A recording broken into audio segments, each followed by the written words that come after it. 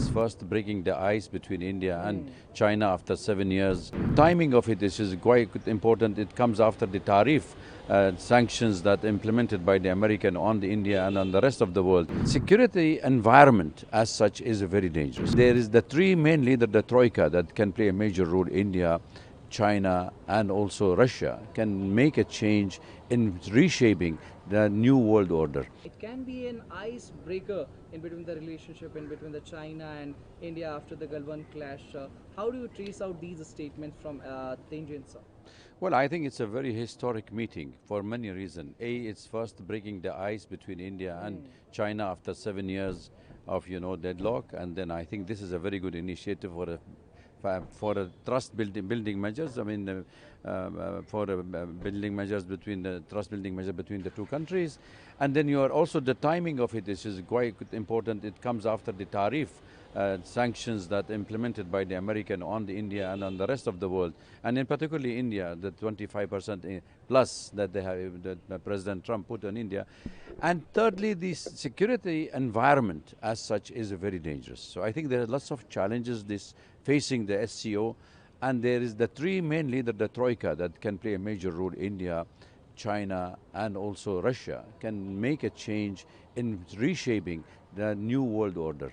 And if the three leaders really take the lead in this organization, and this is a very important platform, it can help in creating an ambience that our word we can be heard by the rest of the world. Well, I think I haven't heard it for the first time. I heard it even when we went to China with late Prime Minister Atal Bihari Vajpayee when he went to visit China that time in 2005, and also when the Prime Minister late Manmohan Singh also have said it, that the world can accommodate both countries. So there are the two giants of Asia, and now we all leaving the what we call the century, the Asian century. We need to generate and kind of an ambience and to the rest of the world that South voices can be heard. And I think if this trust building measures can take place and can bring back the relation between India and China into its normal track, I think the two giant Asian nations can play a major role in restructuring the new world order. And I don't think this is a small task but they can take the challenge, they can lead this world,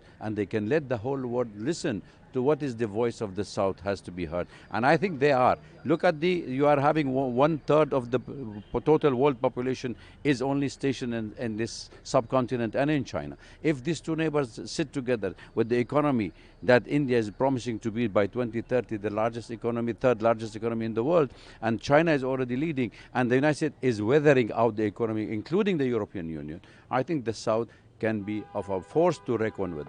Well, I think that the geopolitical changes, the drastic development in the world, the wars taking place, whether it is in Russia, whether it is in the West Asia, whether it's going to happen in this part of the world, we don't know.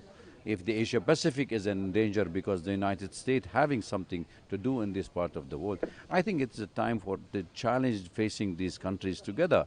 They can reshape, as I said, and the security environment has to be created. Remember, this is a security organization has been created to make it more of an, protect themselves and protect the countries and environment in South and Southeast Asian nation. So if this CIS and South Asian countries can come together, including Russia, I think we can see a very strong platform to fight terrorism. And you have only two platforms currently to fight and to let the world hear your voice. One is the BRICS, and second is the SCO. And if these two organizations are together, these nations are joined hand, I think there will be a major changes, and the voice of the world can be heard, that these people are able to address their issues, especially in the North and South cooperation, because most of the North countries, they wanted to have a new world order of their own, but nobody talks of a new world order of the South also voices to be heard. So I think these are important, that the three leaders can sit across the table and decide, and the rest of the world can join hands, because it's a stage of de-dollarization.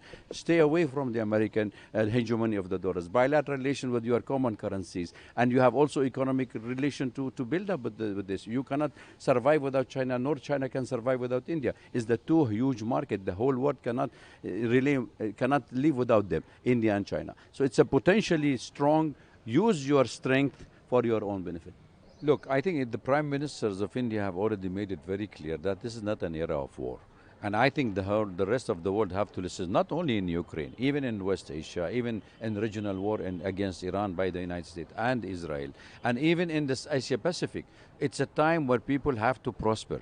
You apply more sanctions and economic hardship on the people, you are threatening the global economic world again, because the world is not ready to recover from the COVID corona. Now the world has to recover. People are feeling the heat of the sanctions, the hardship of life. So you need to create jobs, you need to create opportunities, you need to make stabilities in this part of the world. It's not a time where you have to apply sanction on countries. If the American president is applying sanction on enemies and the friends, and that makes it lots of disturbance, because everybody is in a very bad, dire situation now, wanted to improve their own country. And I think India being a democracy as well, I think the Chinese also realized that Indian democracy, there is some domestic compulsion for the Prime Minister of India that he has to address his own audience. That yes, we are back into normalcy with the China, but the trust building measure has to take place, and China has to take the step forward to be proactive to address Indian concern.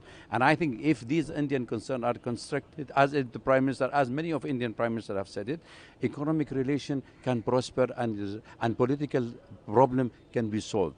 So let us see how much the leaders, the wisdom of the leaders of Asia can come together to generate and deliver to their own people and to meet the aspiration of their own people.